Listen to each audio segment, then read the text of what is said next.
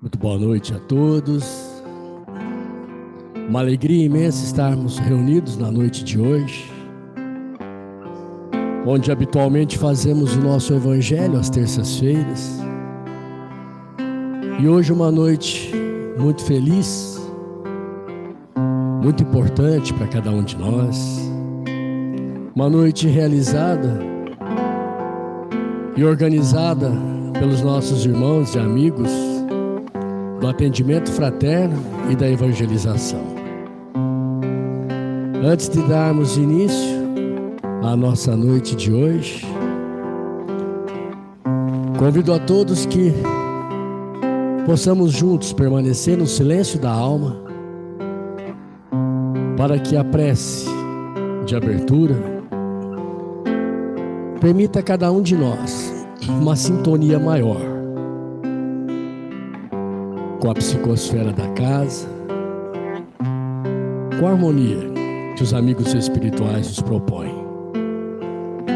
E atendendo a um pedido da minha querida irmã e amiga Idalina, a prece da noite de hoje.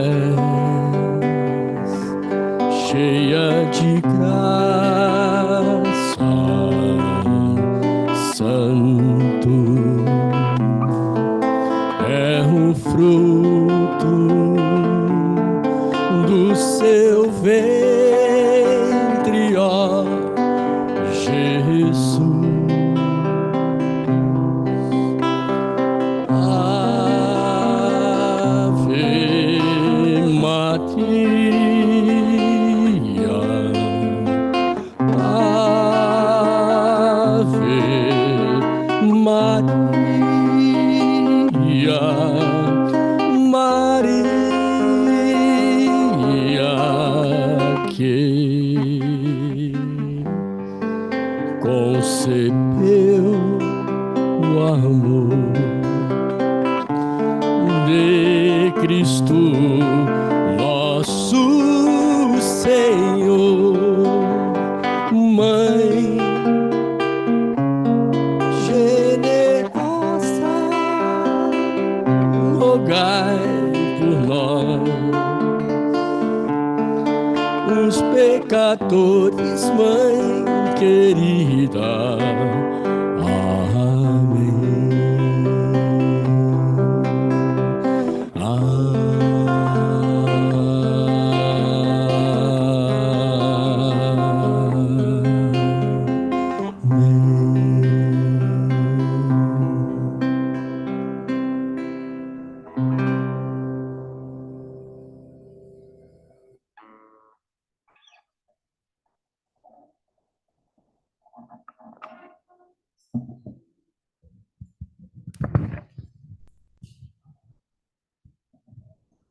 Muito obrigada, Fernando.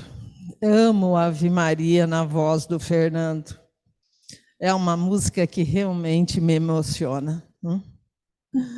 Então, boa noite a todos. Muito bom a presença aqui de todos. Como o Fernando falou, para nós é uma noite importante, é uma noite especial, porque ela vem trazer para nós informações onde 2 grupos da casa, principalmente, estavam necessitados. O atendimento fraterno, que acolhe os familiares dos autistas, e as evangelizadoras, que também já atendem as crianças com autismo. Então, todo esse conhecimento para nós, ele é muito importante, principalmente à luz do Espiritismo. Nós estamos aí com várias evangelizadoras assistindo online, acabaram de me avisar agora, né? Porque é uma palestra híbrida, tanto presencial como online. E a gente gostaria muito de agradecer a Jaqueline Cabral, que gentilmente atendeu a nossa solicitação, o nosso pedido, em trazer para nós um pouco de seu conhecimento, um pouco da experiência que ela adquiriu ao longo desses anos aí, e compartilhar conosco todos esses ensinamentos que para casa com certeza vai somar muito. A Jaqueline é uma psicopedagoga em educação especial, já com alguns anos trabalhando na área, então ela tem muito para somar aí com todos nós. Então a gente pede que a espiritualidade amiga, que os benfeitores da casa a ilumine, a intua, né? E, mais uma vez, receba a nossa gratidão. O microfone é todo seu, Jaqueline. Muito bem-vinda.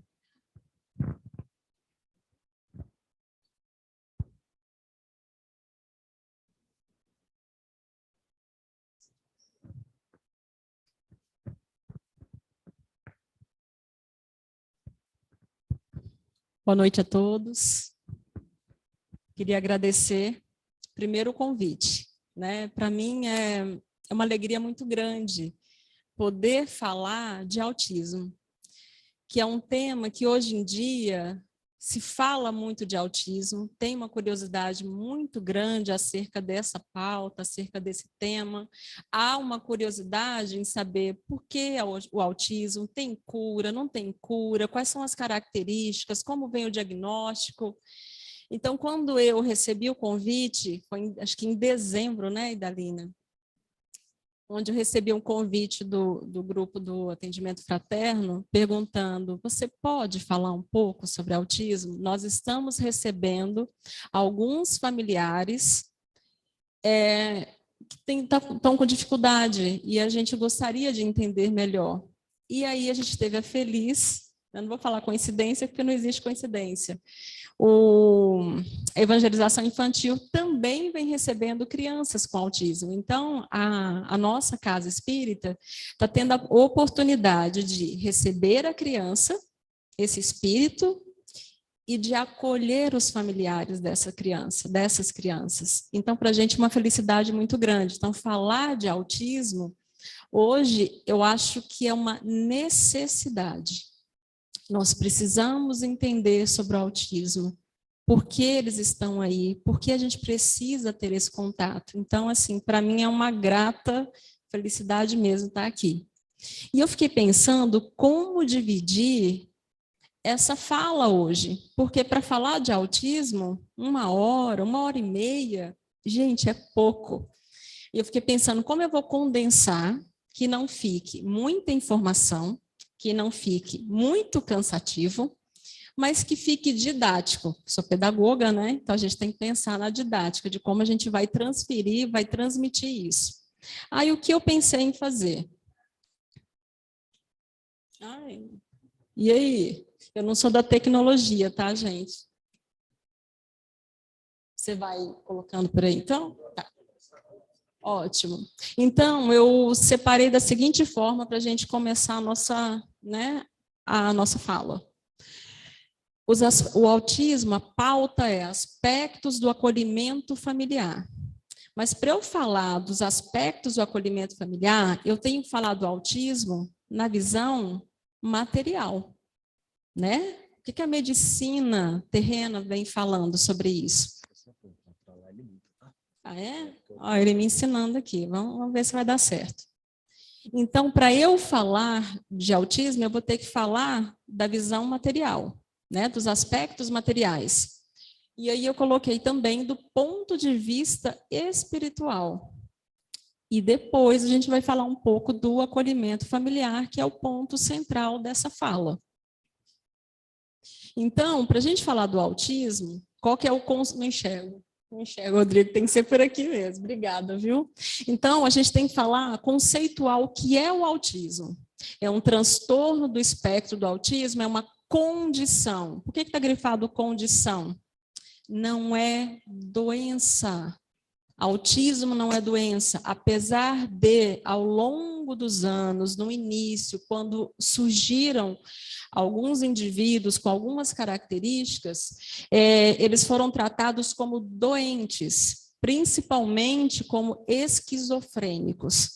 Então, hoje já está mais do que claro que autismo não é uma doença, é uma condição que o espírito vem.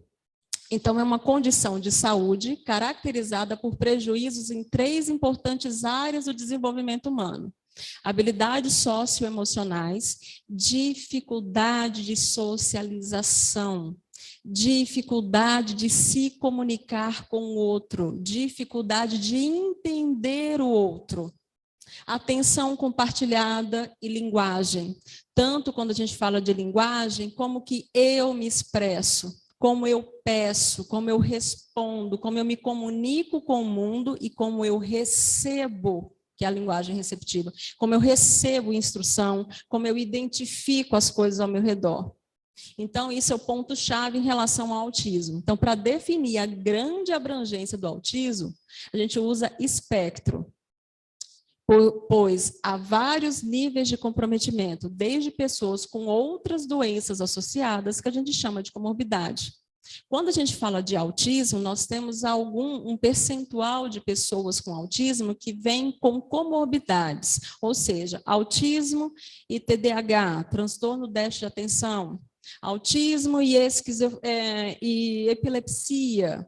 Então, existem um percentual de pessoas que vêm com comorbidades associadas.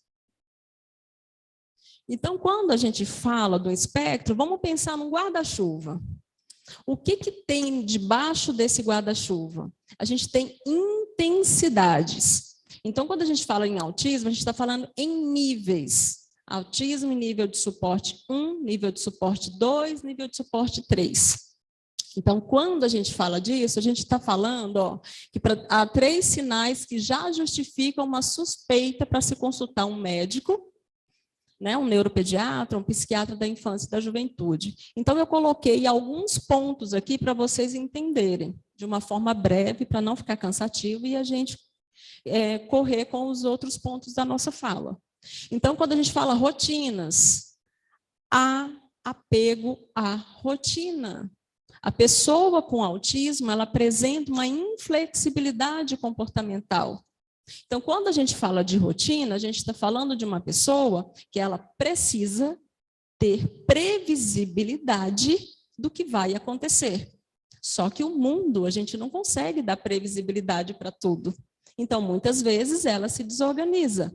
Então, nós temos indivíduos que seguem pelo mesmo trajeto e no dia que não consegue passar por aquele trajeto, ele entra em crise. Porque aquilo, para ele, é uma agressão. Tem indivíduos que entram pela mesma porta, sentam na mesma cadeira, então segue uma rotina. E quando é quebrada essa rotina, e é desde coisas muito pequenas, de colocar a escova de dente daquele lado da pia. Se você muda a escova de dente de lugar, ele se desorganiza. Mas todos os indivíduos com autismo são assim? Não. É a intensidade. Nós temos indivíduos que são que apresentam maior inflexibilidade em relação à rotina, e tem outros que não apresentam tanto. Gostam de ter, alguns que falam assim, nossa, ele tem tantas manias. É isso. E quem não tem, né, manias? O que a gente muda em relação ao diagnóstico de um transtorno, porque assim, tudo que tem aqui, a gente também tem. Quando a gente fala, olha, o autista tem estereotipia, né? Flaps, movimentos repetitivos com o tronco, de ficar pegando assim no cabelo. Eu queria que vocês observassem quem não tem. Quem não fica balançando a perna? Quem não fica fazendo cachinhos no cabelo? Percebam, começam a perceber o corpo de vocês. O que muda é a intensidade disso.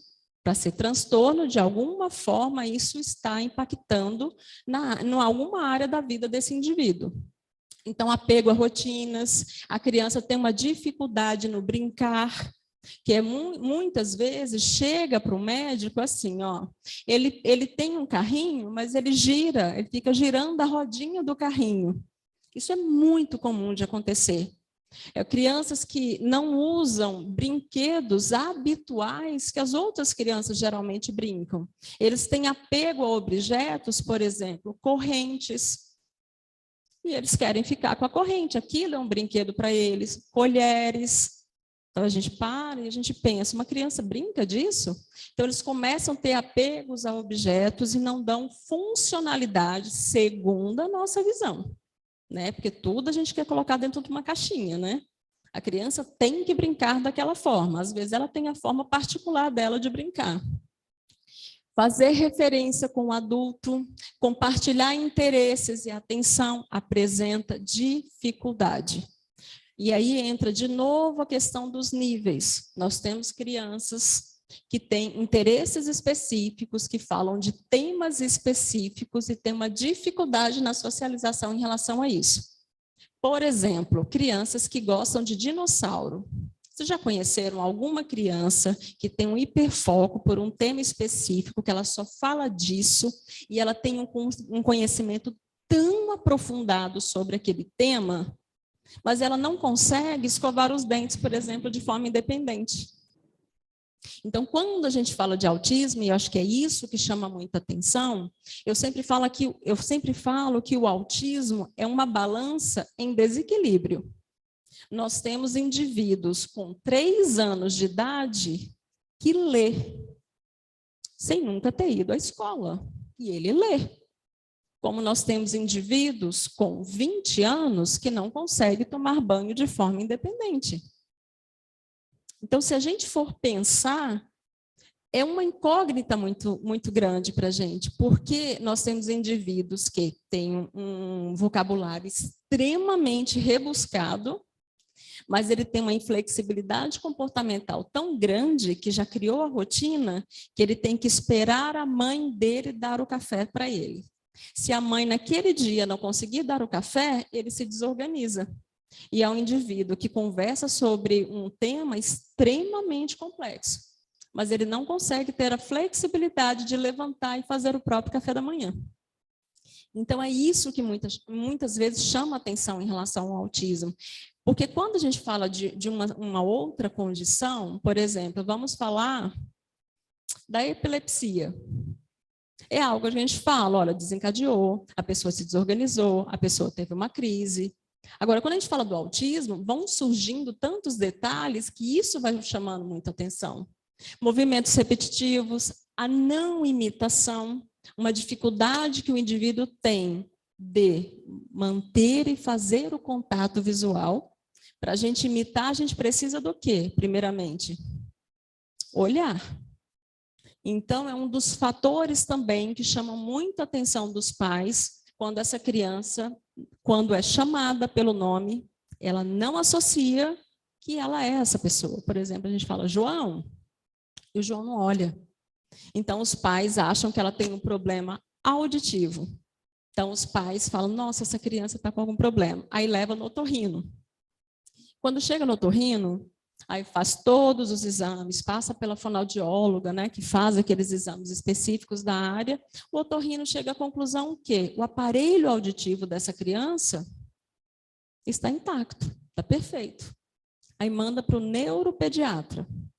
Então, lá começa todo o processo do diagnóstico. Quando vai para o neuropediatra, faz todos os outros exames. Porém, não existe nenhum exame de imagem que mostre onde está o autismo nessa pessoa. O autismo está alojado aqui do lado esquerdo. Não existe. O diagnóstico, a gente fala que é clínico, é comportamental. Então, tem protocolos onde o médico vai fazendo todo o rastreio e lá ele chega, esse indivíduo se encaixa dentro daquele perfil. E isso é muito interessante porque é justamente isso aqui, que são muitas dessas informações que são levadas para o médico. E, claro, o médico vai ter contato com essa criança. Então, atender pelo nome tem essa dificuldade. E quando a gente fala que é um transtorno do neurodesenvolvimento, a gente precisa ensinar essa criança comportamentos.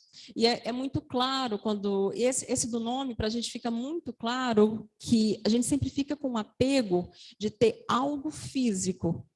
E quando a gente ensina essa criança a ela associar que ela é o Joãozinho, e que quando ela associa e a gente ensina ela a fazer contato visual com a gente, e a gente ensina ela instrução, eu estou ensinando uma habilidade para a vida dela. Então, vocês percebem que tanto o diagnóstico quanto a intervenção são comportamentos que a gente tem que ter um checklist, que a gente tem que avaliar e ver qual é o repertório dessa criança. E dentro disso aqui que eu falei para vocês, tem a intensidade. E a intensidade desses comportamentos faz a gente entender o nível de comprometimento desse indivíduo.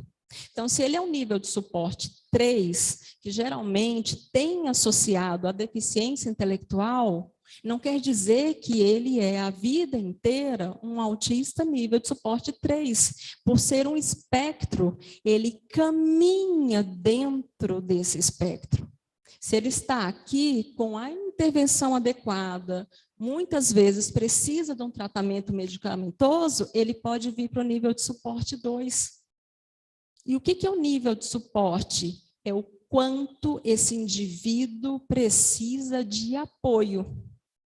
Nós temos indivíduos, nível de suporte 1, que o único apoio que a gente precisa dar é um monitoramento para ele entender as questões sociais. Então, são intervenções para ele estar junto com um grupo, por exemplo, para ele entender os amigos, ele se fazer entender. Já tem indivíduos que nós precisamos dar um nível de suporte muito maior, onde ele precisa de apoio desde o momento que ele acorda, para ele trocar de roupa, para ele tomar banho, para ele escovar os dentes, para ele ter autonomia, para pegar um garfo. Isso tudo é ensinado. E isso não quer dizer que ele vai ser a vida inteira que ele precisa daquele nível de suporte. Aqui eu vou falar brevemente, só para vocês entenderem. O diagnóstico de autismo, ele pode vir ao longo da vida dele, mas os sinais do autismo acontecem até a primeira infância. Então, aqui a gente colocou até os 24 meses. E eu acredito que se vocês forem ver isso aqui com calma, vocês vão associar a alguma criança que vocês já conheceram ou algum colega que vocês já tiveram ao longo da vida. Aos 6 meses, essa pessoa tem pouco ou nenhum grande sorriso ou outras expressões calorosas, alegres, envolventes, limitado a nenhum contato visual. Aquele bebê que a gente faz gracinha com ele, né? Que a gente fica lá, chega perto, ele não sorri, ele não mantém o contato visual. Aos 9 meses, pouco ou nenhuma troca de sons, sorrisos ou expressões faciais. Aos 12 meses, pouco ou nenhum balbucio. Pouco ou nenhum gesto de vai e vem, como apontar, mostrar, alcançar ou acenar. Pouco ou nenhuma resposta ao nome. Aqui já começa a chamar muito a atenção da família. Que essa criança, ela não busca o contato com o outro. Aos 16 meses, poucas ou nenhuma palavra. Aos 24 meses, muito pouco ou nenhuma frase significativa de 2 palavras, sem incluir imitação ou repetição. Então, aqui a gente tem, claro, um atraso no desenvolvimento infantil. E é por isso que, muitas vezes, os pais, os profissionais, precisam indicar o médico, precisa fazer encaminhamento. Porque o quanto antes você intervém, melhor é a resposta que esse indivíduo vai te dar em relação à terapia, ao tratamento. E as famílias precisam ser orientadas.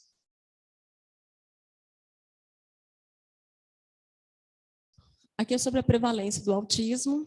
Tem uma linha do tempo, né, de 2004 até 2021. Então, em 2004, vejam bem, ó, 1 em cada 166 indivíduos nascia com autismo. Isso aqui é esse dado é dos Estados Unidos, tá? Porque lá eles buscam muitas pesquisas, eles fazem censo, então eles têm dados mais acurados em relação ao autismo.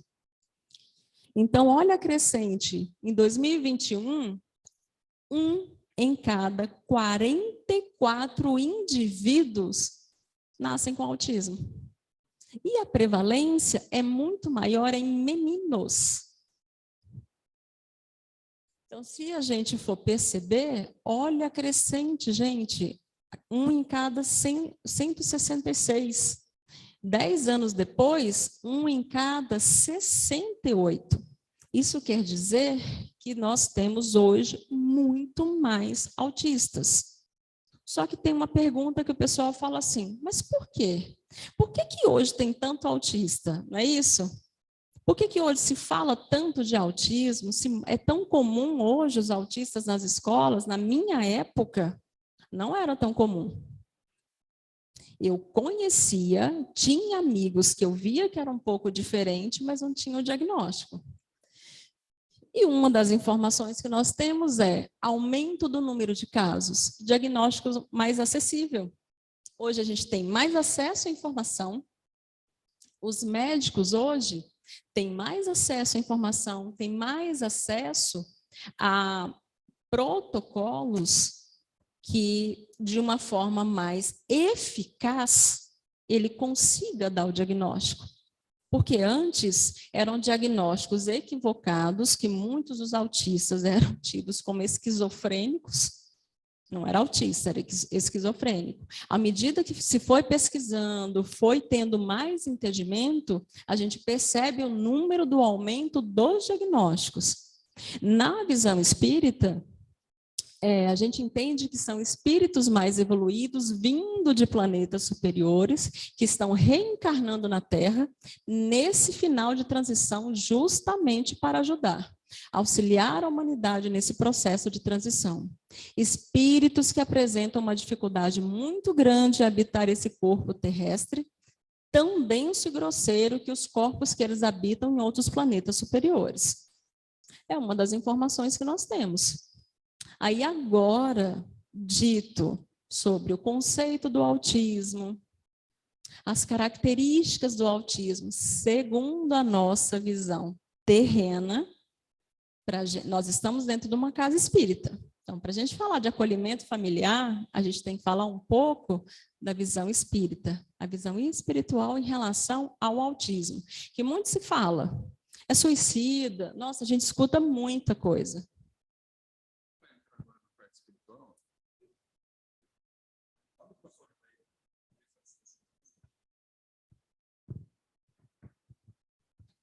Então, eu vou fazer uma pergunta, antes de entrar nesse ponto, né, que agora é a visão espírita mesmo. Eu gostaria de saber ainda, assim, só para, já que está saindo aqui do ponto de vista, né, material, foi falado assim que não existe um exame, né, para se identificar através de imagem, esse tipo de coisa, falar assim, tem uma lesãozinha aqui no cérebro, então é autista. Não existe, são duas perguntas, eu vou aproveitar o microfone para fazer as duas, né?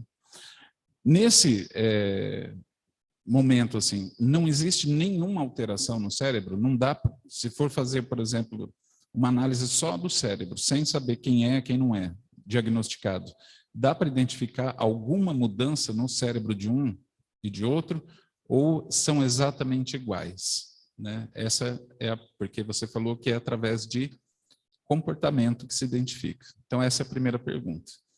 A segunda pergunta é a seguinte: o aumento que apareceu no gráfico, né, que foi um estudo feito pelos Estados Unidos, a gente percebe, você falou que é um aumento no diagnóstico, né? Então, a pergunta é a seguinte: pode-se dizer que sempre houve muitos autistas, só que sem diagnóstico, e o que aumentou foi o diagnóstico, ou realmente houve um aumento do número de casos de autismo?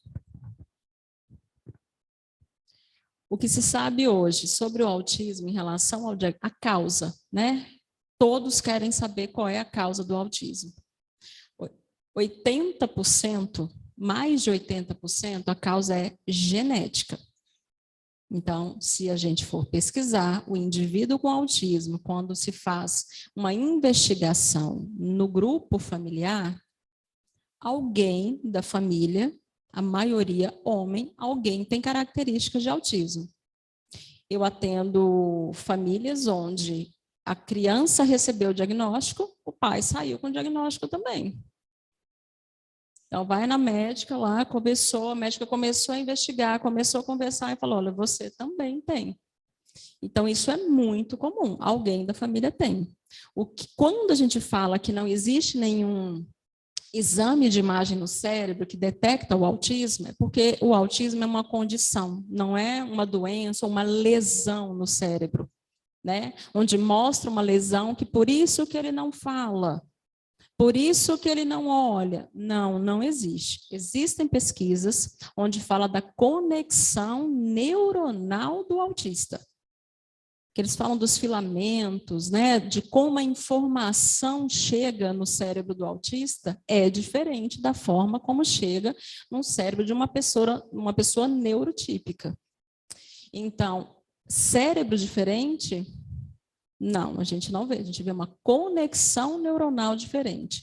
Qual foi a outra pergunta? Tá. Vamos pensar na visão espírita. A Terra é o quê? Um planeta de provas e expiações. Então, a gente está num processo do quê? De transição.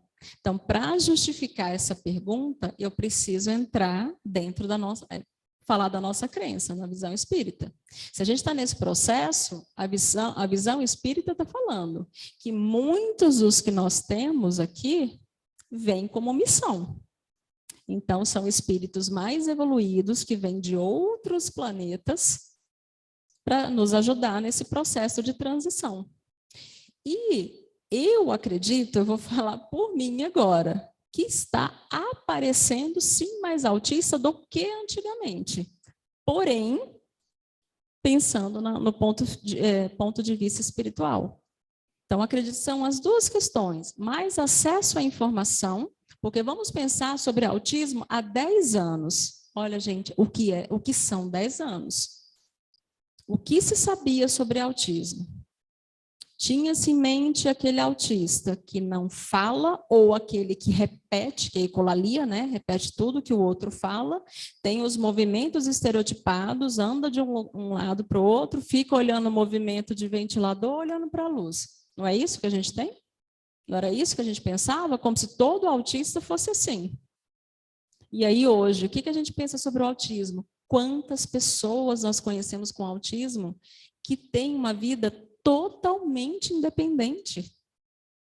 Quantos autistas nós temos hoje na sociedade, nas escolas? Hoje é comum, apesar de, infelizmente, ter muito preconceito ainda. Muito preconceito. Que eu acredito que essa é a busca e, graças a Deus, agradeço muito a Deus a oportunidade de estar dentro da doutrina espírita, de entender que a questão não é o outro, sou eu. Então, isso nos ajuda demais. Consegui responder? Já que só para fechar a parte material também, para entender, porque eu acho que também essa história do preconceito é falta de informação, né? Eu acho que a gente se informando, a gente não vai julgar, criticar quando a gente, né, vê ou tiver contato com alguma criança. Mas eu só queria entender um pouquinho a questão de algumas crianças que têm os comportamentos regressivos, que ela falava e deixou de falar. Então, que assim, chamam de autismo regressivo, né?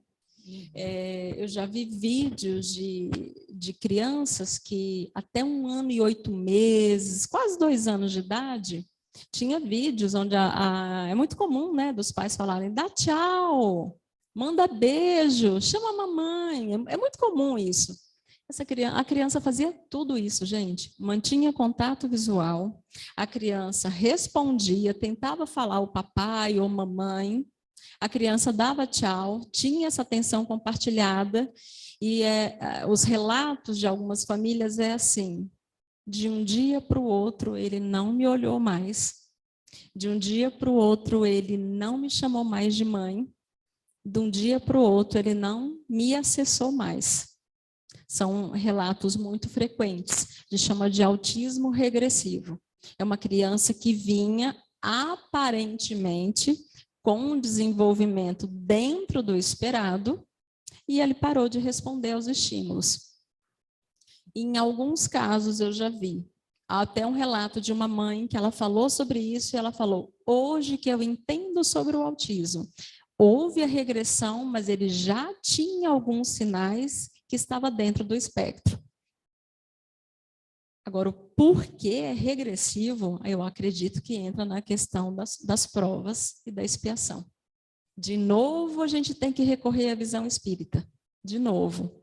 Então, assim, o espiritismo, a visão espírita, nos traz alguns esclarecimentos, alguns entendimentos, e a gente sai um pouco dessa visão romanceada, né? Por quê, meu Deus, por que isso aconteceu? Quando a gente vai para a visão espírita, isso traz para a gente um raciocínio muito lógico. E é o que a gente vai conversar agora. Posso passar o slide? É um tema bem instigante, né? Aqui do ponto de vista espiritual. Então, vamos falar do autismo como expiação de erros de encarnações passadas, autismo como uma prova em que o espírito deve passar pela sua evolução espiritual quando reencarnado, autismo como missão, geralmente presente em espíritos que vieram de outros planetas superiores à Terra. E aí a gente está falando de autismo. Vamos pensar em nós. Quem não tem? Quem não passa por provação? Quem não passa por expiação? Missão, né? Eu acredito que é algo mais evoluído. Eu nem vou pensar em missão para mim, eu vou pensar muito mais em expiação e em provação. Esses são os motivos aqui para a gente estar aqui hoje, se a gente for parar e pensar. Só que o foco é o autismo, mas eu gostaria que a reflexão fosse sobre reencarnação, sobre o espírito, independente se é autista ou não. A gente só vai falar de algumas particularidades, mas a gente tem que se colocar no patamar que nós estamos aqui e que em algum momento das nossas encarnações, nós fomos vítimas, mas nós fomos algozes também. Então, desmitificar essa questão que todo autista que reencarna, ele é um suicida. A gente tem que pensar nisso, porque nós também, em outras vidas, pode ter acontecido, a gente pode ter sido também. Então, criou-se, eu fui buscar, eu fui estudar um pouco sobre isso, se falava muito, né, sobre essa questão, então começa a entrar num julgamento, e é esse cuidado que a gente tem que ter a partir de agora. A gente vai falar de reencarnação, mas a gente está falando de um espírito. Se é autista, se não é autista, é a condição desse indivíduo nesse momento e a condição dos familiares também, e a nossa condição que a gente tem acesso a esses espíritos. Ó, se vocês quiserem tirar alguma dúvida, fazer alguma pergunta, podem ficar à vontade, tá? Que às vezes a gente vai discorrendo e às vezes vem a dúvida, às vezes passa, tá bom? Então, quando a gente vai falar de dívidas do passado, todos somos devedores. Cada um reencarna em uma condição onde poderá melhor quitar essas dívidas, facilitando sua evolução espiritual. Seja como autista, seja como não autista, seja como deficiente intelectual, seja do jeito que for. O que nos cabe ficou combinado. A gente não lembra, né? Mas nós pedimos, nós combinamos lá no plano espiritual. E o irmão que reencarna com esse transtorno dispõe da justa ferramenta para que evolua, mesmo que seja difícil para a gente entender e aceitar naquele momento, principalmente para os familiares, porque é muito comum. Isso não quer dizer que seja fácil, mesmo que tenhamos o entendimento da visão espírita, da dificuldade que é, conviver, lidar com as nossas limitações. Eu não estou falando dele, do nosso irmão que veio com autismo. Eu estou falando da nossa.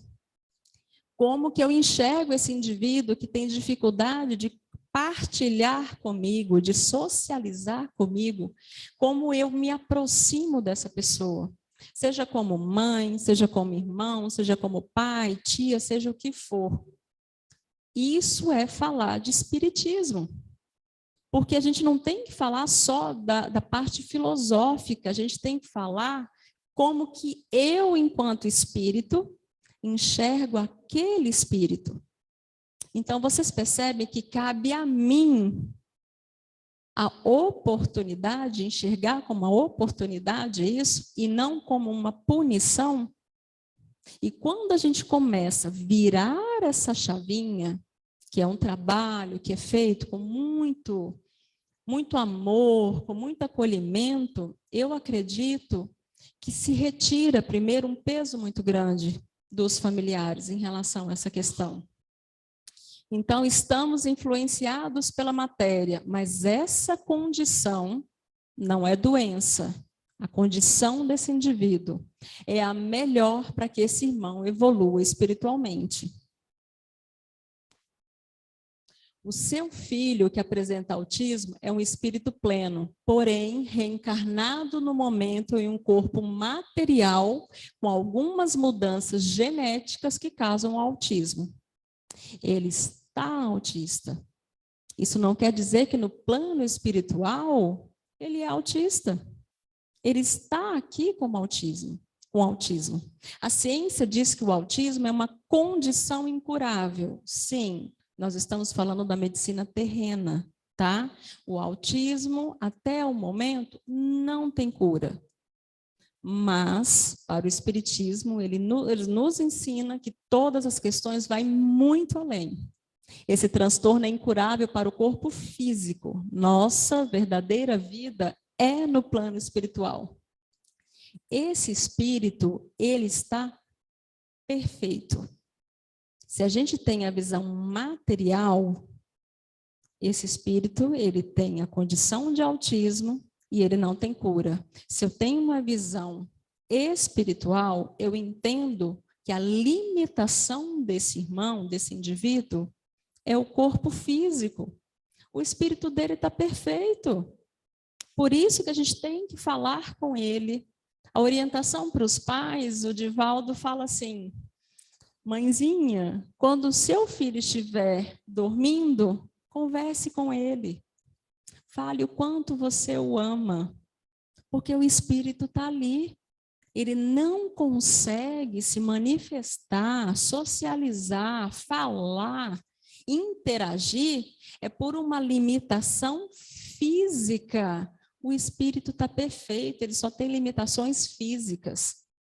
Vocês percebem quando a gente começa a ter esse olhar, como que vai ficando muito mais lógico as coisas para a gente, e a gente tira um peso muito grande.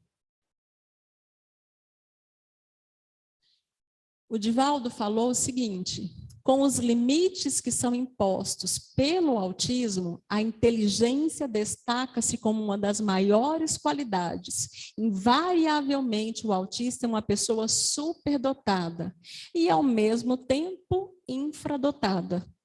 Lembra da balança? Que está em desequilíbrio?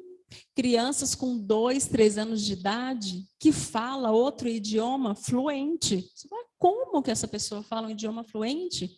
Que estímulo que essa criança teve para fazer isso? Você fala, mas como? E tem muitos pais que dizem, nossa, ele é muito inteligente.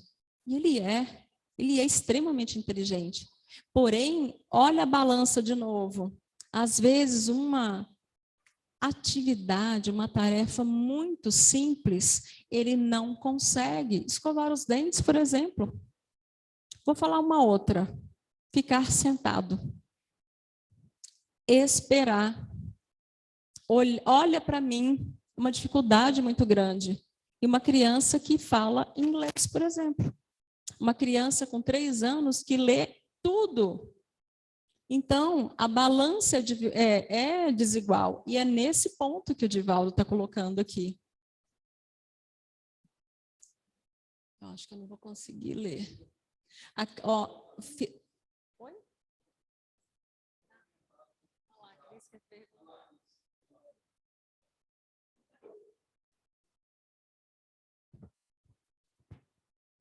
Jaque, eu queria que você falasse uma coisa bem clara, porque há alguns aspectos, né, que alguns familiares ou mães ou tias vê alguns itens que você está falando e pode pensar assim, aquela criança é autista, o meu filho tem isso.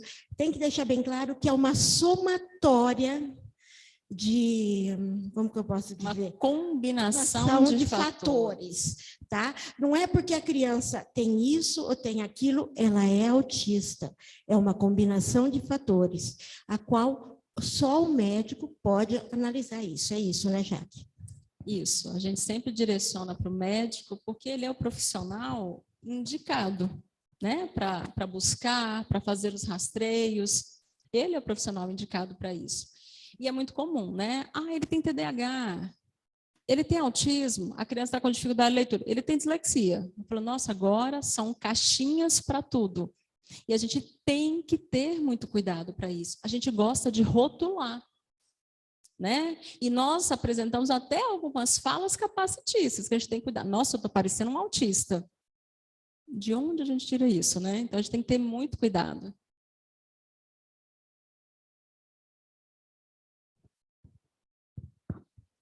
Boa noite. Eu tenho uma sobrinha que ela tem essa condição.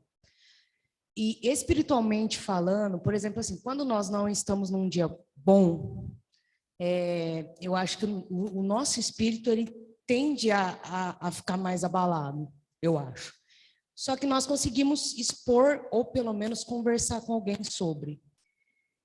essas pessoas com autismo, como que o espírito deles ficam no dia a dia? Porque eu acho que eles têm frustração e não conseguindo expressar para alguém. Muita frustração, muita culpa.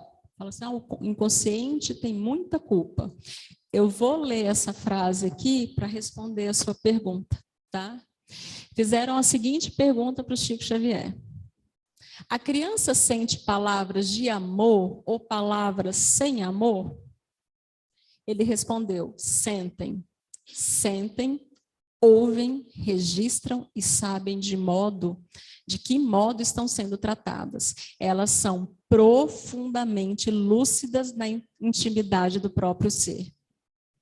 Vamos entender. Você falou que quando nós estamos frustrados, a gente fala com o outro, olha, hoje eu não estou bem, eu não estou legal, eu estou muito bravo. Vamos falar da medicina terrena, vamos olhar, eu tenho que ir e voltar para o ponto material. Lembra que eu falei das características do autismo? Atraso na linguagem.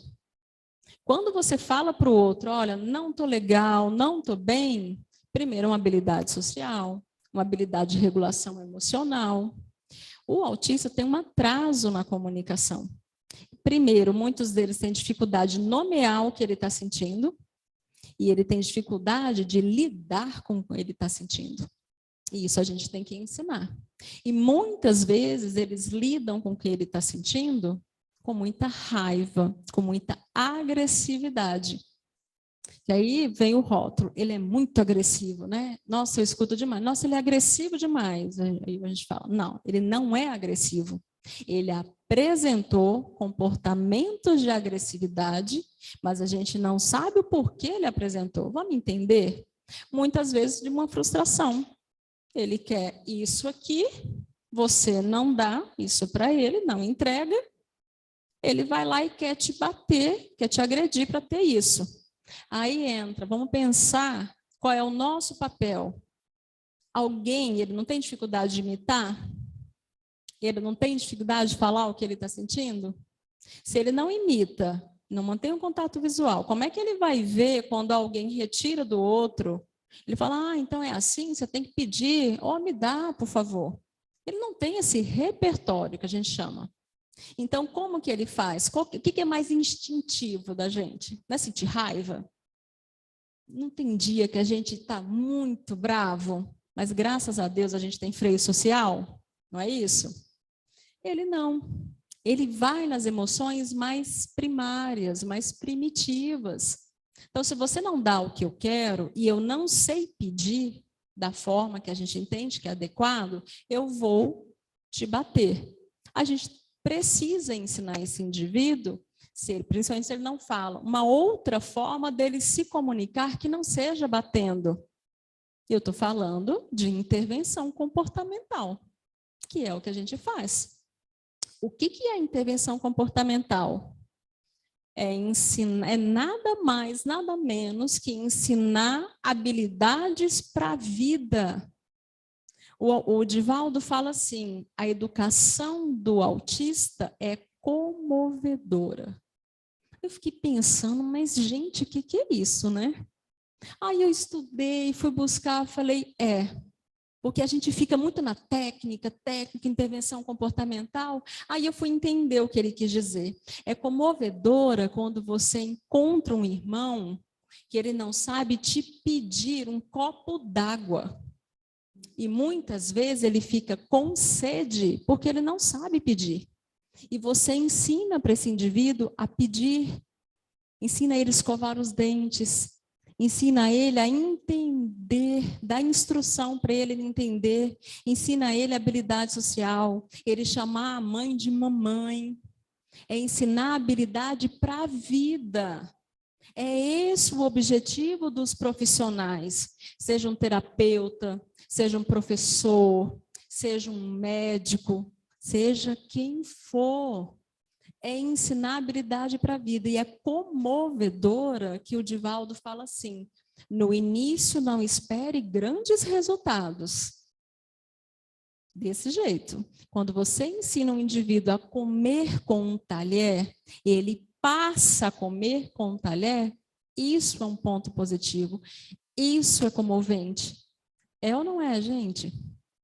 Você conseguir amparar um irmão e ensinar habilidades para a vida que proporcione para ele ao mínimo de autonomia e independência que ele pode ter para gerir a vida dele nessa encarnação. Isso não é uma educação comovedora? Então, eu fiquei muito tocada. Falei, agradeci a Deus e falei, obrigada.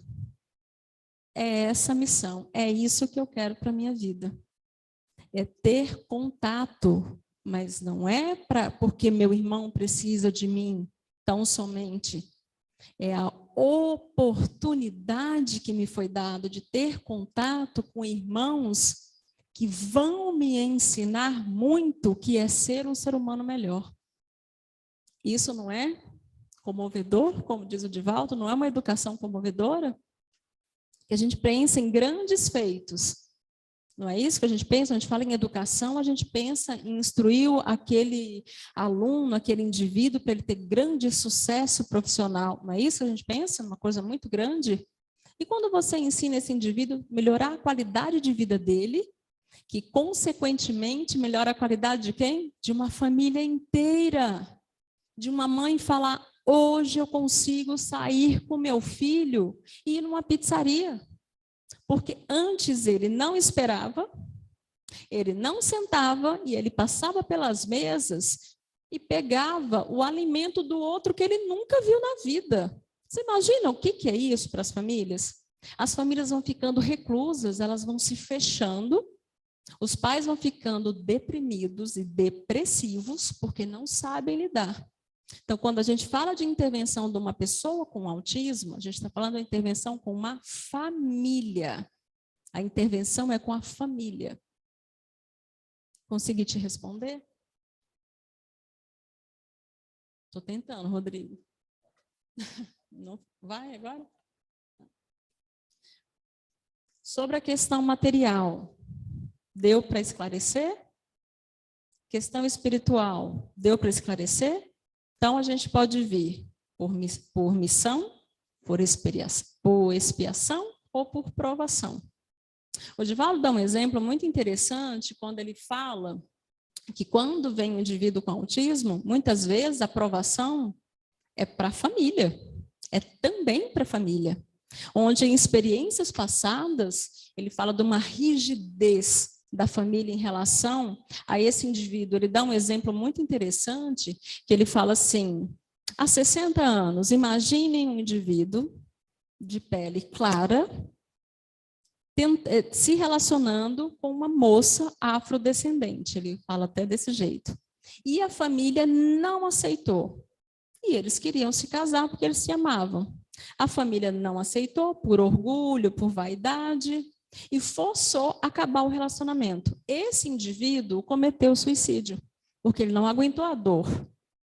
Então, na outra vida, em outra encarnação, vieram os pais, reencarnaram, e vem esse indivíduo com autismo. Então, nós temos aí aprovação para a família também, onde a família precisa trabalhar a humildade, a compaixão, e esse indivíduo precisa resgatar os atos equivocados que foi por intermédio da família, no caso dos pais, em vidas passadas. Olha que interessante, gente. Se a gente for entendendo os motivos, como vai ficando mais claro para a gente? Então, quando a gente fala aos pais, o autismo pode ser uma prova ou expiação aos pais, pois, em alguns casos, os pais de hoje contribuíram para que esse espírito cometesse todos os equívocos e reencarnações passadas. Seja por intolerância doméstica, que pode ter levado o irmão ao suicídio, que é o que eu acabei de falar, um exemplo. Incentivo ao orgulho, trazido por todo o poder que esses espíritos tinham em encarnações passadas. Incentivo às más ações contra outras pessoas. Nós temos muita inflexibilidade comportamental, muita rigidez. Isso está relacionado às experiências passadas desse indivíduo. Não podemos generalizar. Todos nós já passamos por isso na nossa trajetória evolutiva. Em algum momento fomos vítimas, em outros, algozes. Todos nós, sem exceção. Então, hoje a gente está falando de autismo, mas a gente está falando de reencarnação. Independente se esse indivíduo veio por missão, expiação, provação, nós também. Então, independente do motivo, o motivo, na verdade, não importa se a gente for pensar. Se importa é como eu recebo o outro na minha vida. Dizer que alguém que é autista está ou não pagando, espiando erros do passado, não significa dizer que a doutrina espírita esteja afirmando que ele seja uma pessoa ruim. Todos nós cometemos erros no passado, espiamos agora, todos, sem exceção. Pais que estão cuidando do autista por uma missão de amor. Esse espírito terá êxito nessa reencarnação, sendo o autismo por prova, expiação ou missão. Como os pais devem proceder em relação ao filho autista? Com muito amor sempre. Então, a partir de agora, a palavra central e principal, ela é muito pequenininha. É amor. Você fala, nossa, amor? Quem tem facilidade para amar? É fácil amar, gente? É muito difícil amar. Mas é só através do amor que é a melhor fonte para o desenvolvimento desse indivíduo. Então, a gente vai falar de amor agora. Não vou falar de intervenção comportamental, não vou falar de expiação, a gente vai falar de amor. Necessário entender esse filho e sua condição. Então, o primeiro passo, quando a gente fala dos pais, é entender a condição desse indivíduo. É entender como ele está. Não é porque ele veio por suicídio, ou porque ele teve uma rigidez, ele teve muitos equívocos, ou uma missão. Não, é entender a condição dele. Ele aqui, pensando na matéria, ele é autista. Então, diante desse fato, quais são as características dele? Como eu posso auxiliar esse irmão? O que é o autismo? Ter sempre em mente que esse espírito foi criado por Deus, como todos os outros em evolução. Entender o que é para que passem dentro das suas possibilidades, auxiliando esses irmãos a superar essa prova, expiação ou conseguir completar a missão. Geralmente, a pessoa com autismo é muito inteligente, mas está atrasada dentro da comunicação empática social. Olha as características do autismo lá. Não tem dificuldade de socializar? Olha aqui, ó. Ninguém está falando que ele não possui inteligência. Ele possui uma condição, que é uma limitação no corpo físico dele, que ele tem para socializar, para se comunicar com o outro. Profissionais e professores, oferecer todas as condições que ele precisa para aprender, para que ele esteja plenamente ali, frequentando ambiente clínico, escolar, residencial, como deve ser. Então, quando a gente fala da pessoa com autismo, a gente fala que ela tem a capacidade de aprender com qualquer pessoa e qualquer ambiente que ela estiver. Pais estão unidos aos filhos autistas por amor, óbvio, por necessidade de expiação, de resgate de provas, mas principalmente pelo amor. O amor é a força mais poderosa que existe no universo. O que nos une nas reencarnações é o amor. Em alguns casos, fora do autismo, pode ser pela dor. Quando essa reencarnação acabar, vocês terão vencido essa prova, expiação e com a missão cumprida. O autismo será uma lembrança na vida de vocês, na trajetória espiritual, através da reencarnação. Novas provas virão, novas missões talvez virão para todos nós, para que possamos superá-las sempre unidos no amor. Então, o que a gente fala? A vida é intensa, não é? Mas ela é rápida. Essa passagem nossa é rápida. Então, a gente pode encarar isso como um processo evolutivo. De eu ter um filho com autismo, não é o meu lugar de fala. Eu sempre coloco muito isso para as famílias. Não é o meu lugar de fala. Eu não tenho um filho com autismo, mas eu sou humana. Eu tenho empatia. A gente precisa ser compassivo. A gente precisa tentar entender a dor do outro para acolher. Porque muitas das famílias precisam ser acolhidas.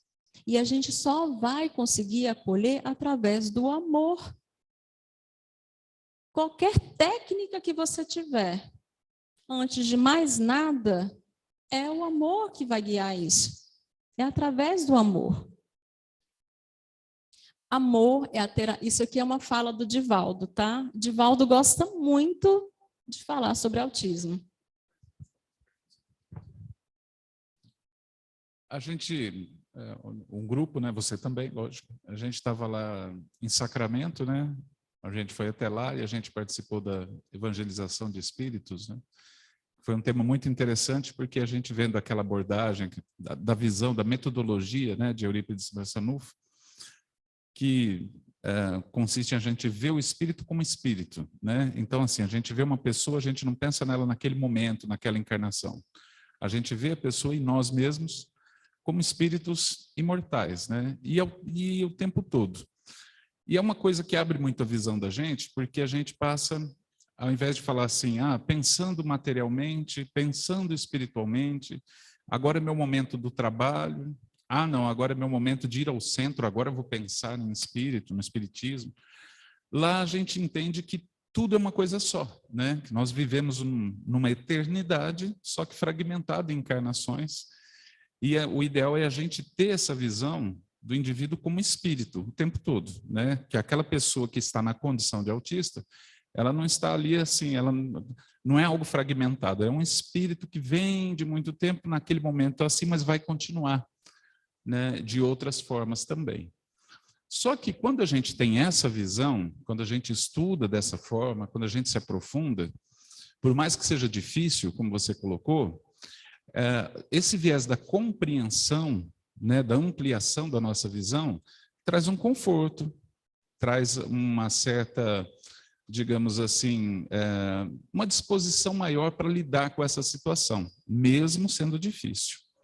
No acolhimento, né, eu estou falando também por ser atendente no atendimento fraterno, a gente se depara com muitas situações das pessoas que nos procuram, né? Como seria lidar com os pais que estão enfrentando essa dor sem ter o conhecimento espírita, né? Aquelas pessoas que só estão vendo ali o que está acontecendo naquele momento. Como seria a melhor forma de tentar trazer para esses pais um conforto e até digamos assim, um norte para eles lidarem com isso, enquanto eles não têm essa visão mais ampliada, essa visão espiritual? Que a gente precisa pensar que nós somos privilegiados, né? Eu me sinto privilegiada por ter contato com a doutrina espírita, por ter oportunidade de estudar sobre isso. Porém, nós temos vários irmãos que não estão na doutrina. Mas a doutrina, ela preconiza não só a filosofia, não só a parte científica, aspectos morais. Então, quando a gente entende que um indivíduo ele tem autismo, que a família está precisando ser acolhida, acolher, trazer para si, independente se eu tenho entendimento espírita ou não, eu tenho que ter o quê, gente? De novo, amor. Amor é o sentimento mais puro que a gente tem, mais sublime que a gente tem, e junto a esse sentimento nós temos humildade, simplicidade, solidariedade, compaixão. Quantas pessoas nós conhecemos que não têm o entendimento da visão espírita, mas têm isso. quantos espíritos, quantos irmãos nós temos.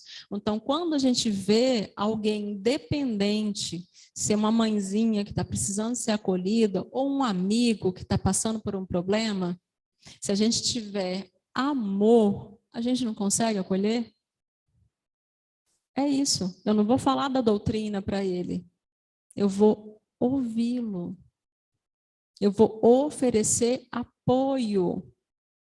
Nós somos humanos, não tem como não se envolver. A gente não consegue assumir a responsabilidade do outro. Porque o que é dado a nós é porque nós temos condições de encarar. Só que eu posso ter, como a gente chama, rede de apoio, eu posso ter amigos, posso ter pessoas que me ajudem nesse processo. Então, de novo, a gente cai na palavrinha pequenininha, amor. Independente se eu tenho conhecimento técnico, se eu tenho conhecimento da visão espírita, é esse sentimento que vai mudar o mundo em relação a qualquer coisa que a gente viva. E é muito difícil a gente vivenciar isso em plenitude, porque nós somos espíritos milenares. Olha quantas cargas a gente traz, quantas coisas erradas nós já fizemos. Você acha que numa encarnação a gente vai conseguir ser puro amor? Né? Muito difícil. Então a gente tem que batalhar muito e muitas outras encarnações aí para a gente buscar. Mas o mais importante é o despertar.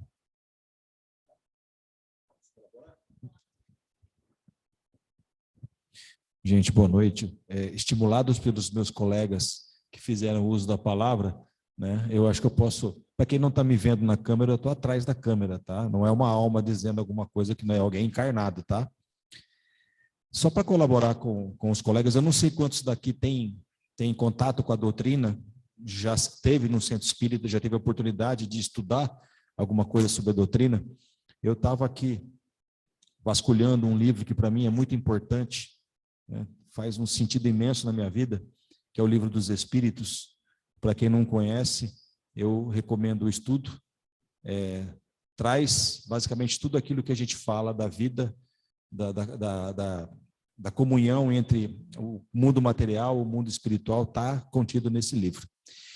E tem um item que nós estamos estudando esse capítulo às quintas-feiras aqui, né, que é o retorno da vida, retorno à vida corporal. Eu acho que ainda a gente não chegou nessa pergunta, minha mãe que tem tudo de cabeça lá. Não é esse o termo, tá? Eu vou usar o termo que está contido no livro, porque ele é de 1857, como a Jaque disse, não existia a expressão autismo no ano de 1857. E o Livro dos Espíritos, para quem não conhece, é um livro de perguntas e respostas. Kardec formulava a pergunta, a espiritualidade respondia.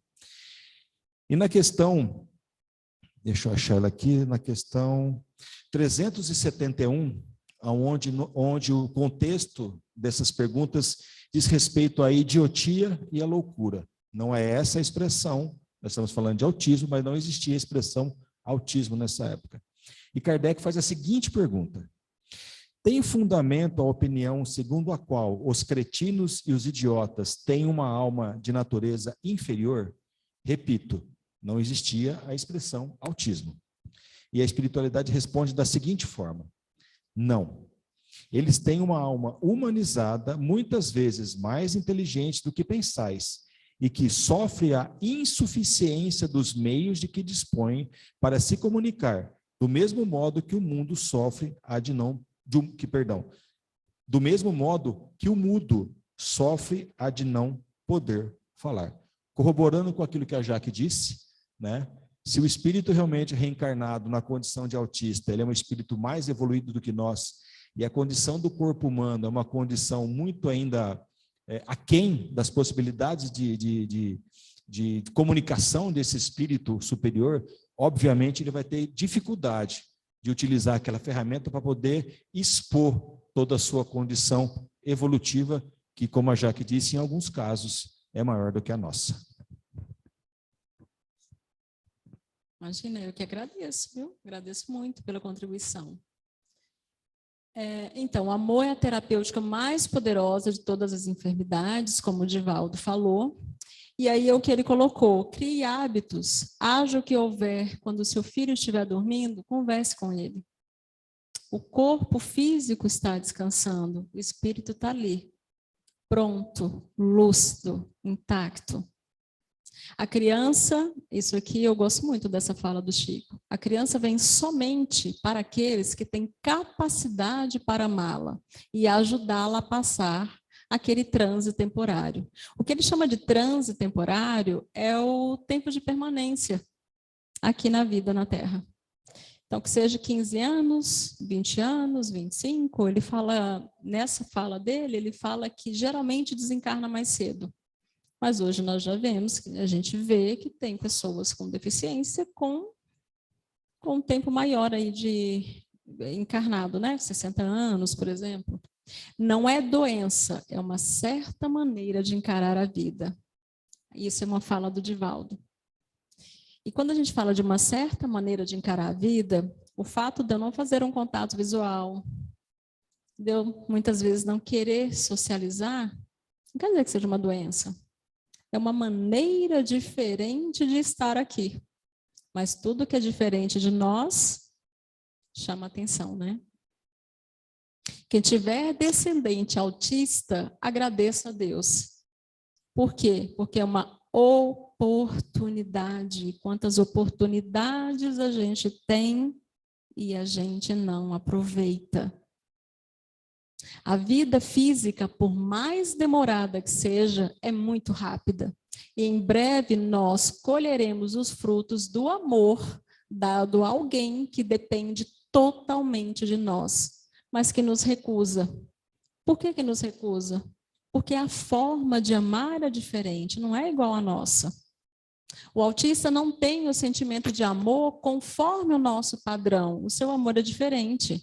A maneira como externa esse amor é diferente da nossa, mas isso não quer dizer que ele não nos ame. A educação do autista é uma educação comovedora. Essa é uma frase que fala muito. Eu gosto muito dessa fala. Não é espírita, não é da doutrina, mas eu acho que ele foi intuído nesse momento. Porque quando ele fala, conheça todas as teorias, domine todas as técnicas, mas ao tocar uma alma humana, seja apenas outra alma humana. Então ninguém está falando de título, ninguém está falando de currículo, ninguém está falando nada disso.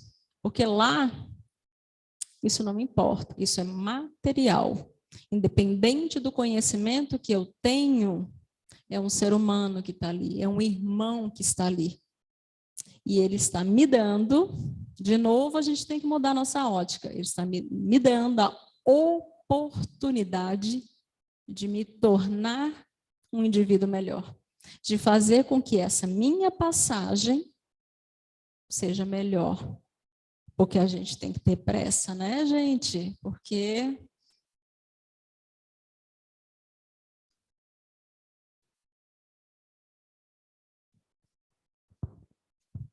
boa noite a todos.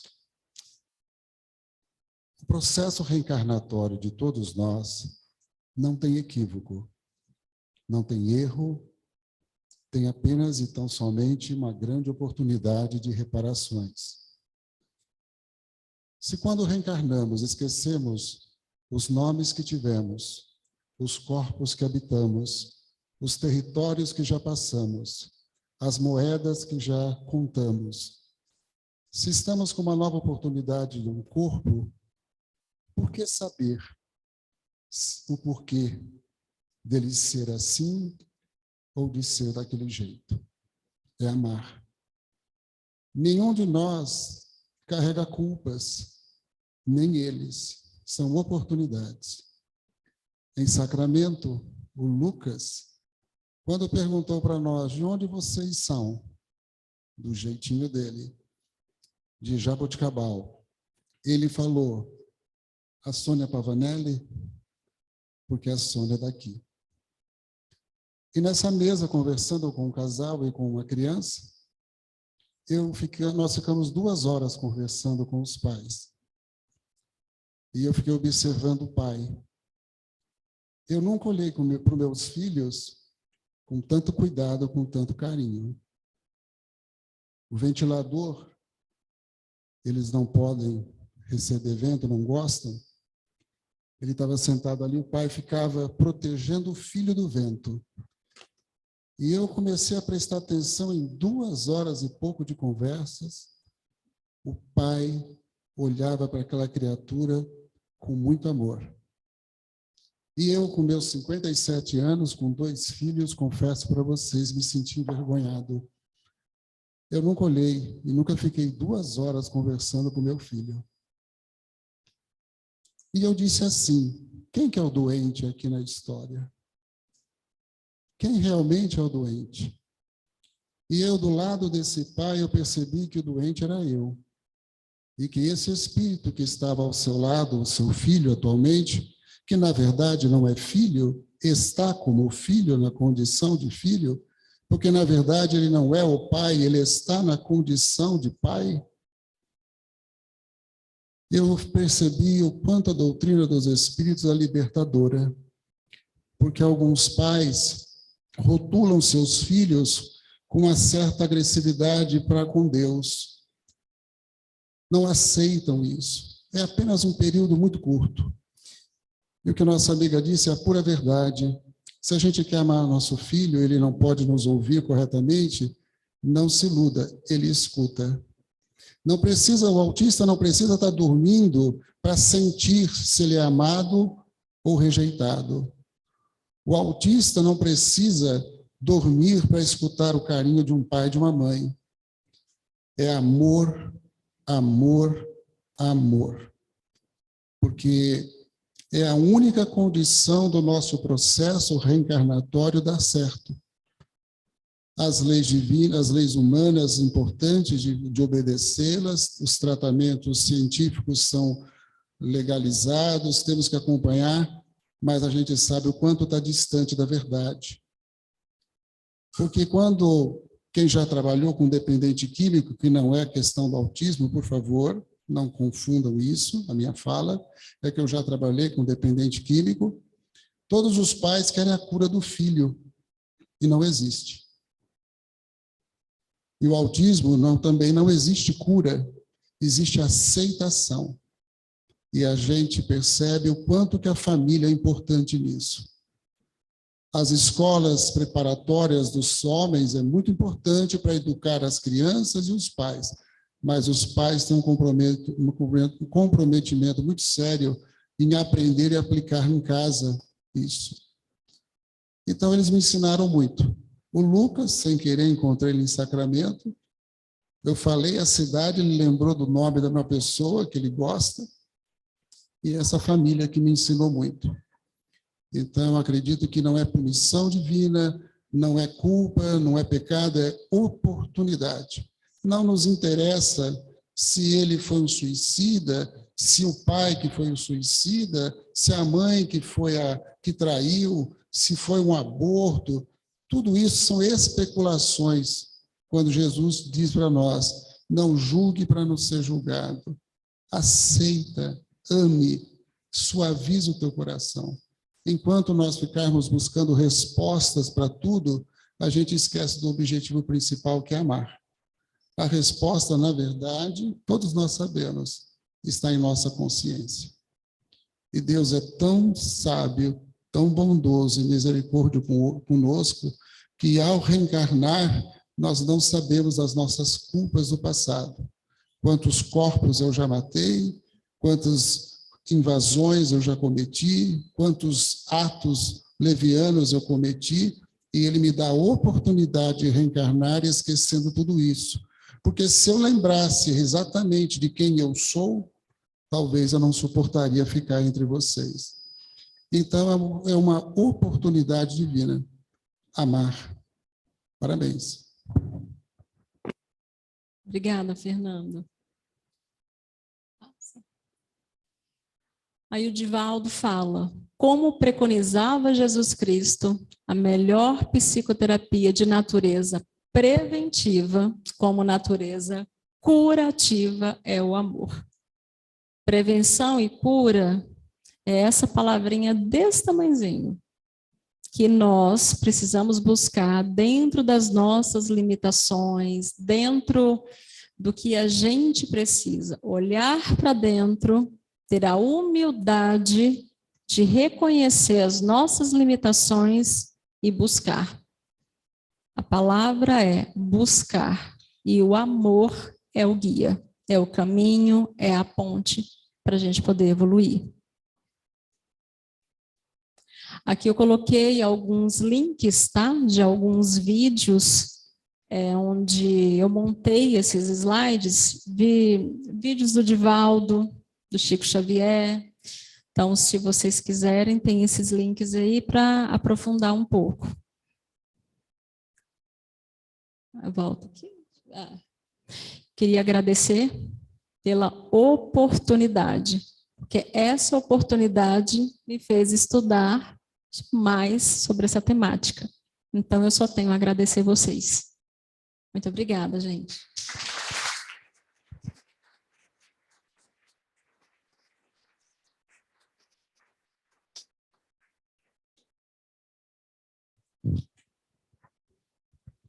Nós aqui agradecemos aí todos esses ensinamentos da Jaqueline, e ela nos colocou vários aspectos para a nossa reflexão. Mas tem uma coisa que você falou, Jaqueline, que me marcou, porque junta duas dificuldades. Junta a dificuldade do autista, mas com a nossa. Então, nós temos que ter empatia e amor com o autista, mas nós temos que refletir sobre as nossas dificuldades, né? Nós colocamos padrões, nós fixamos comportamentos. Até que ponto isso é válido, né? Até onde vai os nossos preconceitos?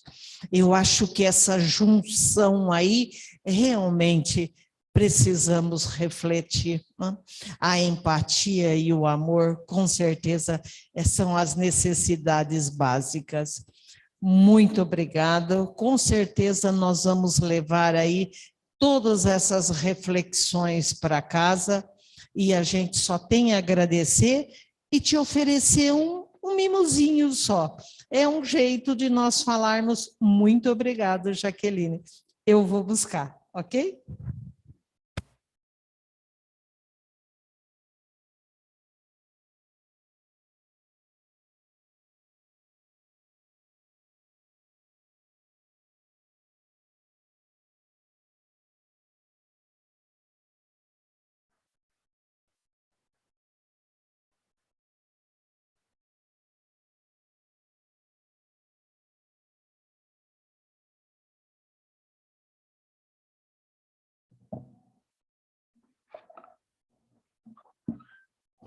Nós vamos ao passe agora, Fernando.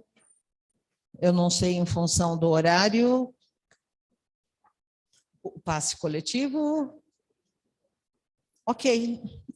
Então, nós vamos ao passe.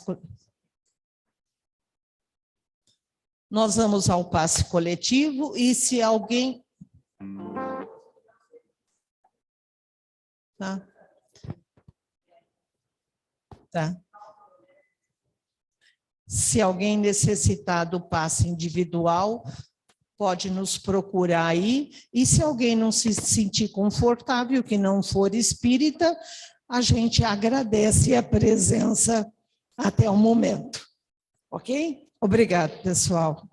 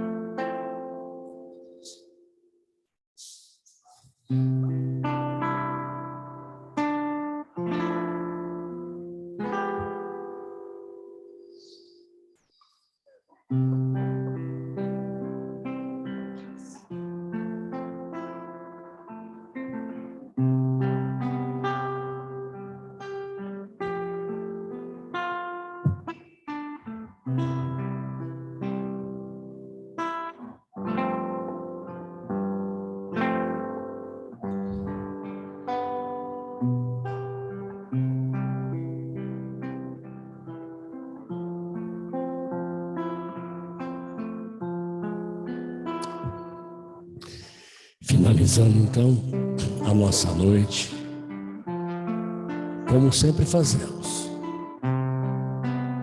com uma prece, lembrando da temática do amor. Quem falou de amor em suas cartas foi Paulo de Tarso, que a primeira carta de Paulo deixe em cada um de nós a nossa prece de gratidão.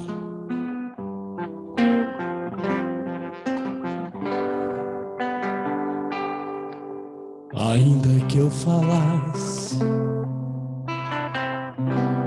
a língua dos homens, ainda que eu falasse a língua dos anjos, mesmo que eu tivesse um dom da profecia e toda a ciência pudesse conhecer,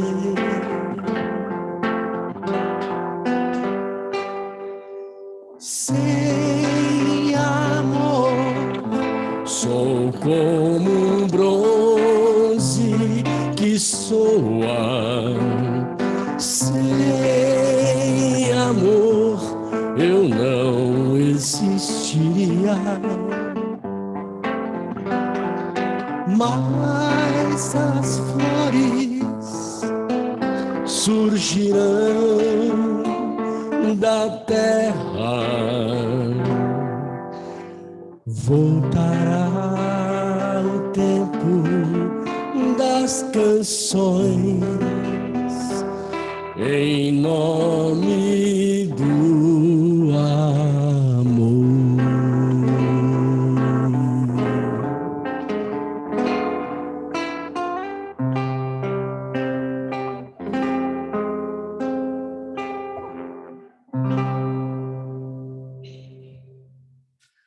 Uma ótima noite a todos, muita paz, uma semana abençoada. Retornemos bem aos nossos lares.